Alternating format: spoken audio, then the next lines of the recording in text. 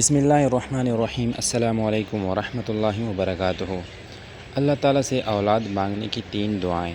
یہ دعائیں فرض نماز کے بعد بھی مانگے، نوافل کے سجدے میں بھی مانگ سکتے ہیں۔ جس شخص کی اولاد نہ ہو یا نرینہ اولاد نہ ہو وہ ذل کی دعا کثرت سے مانگا کرے۔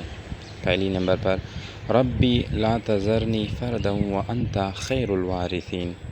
ترجمہ: یا رب مجھے اکیلا نہ چھوڑیے اور آپ سب سے بہتر وارث ہیں۔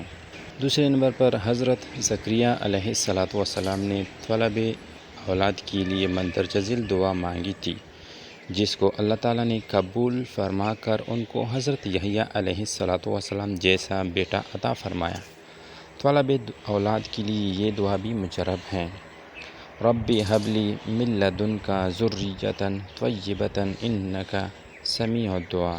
ترجمہ: یا رب مجھے خاص اپنے پاس سے پاکیزہ اولاد عطا فرما دے، بے شک تو دعا کا سننے والا ہے۔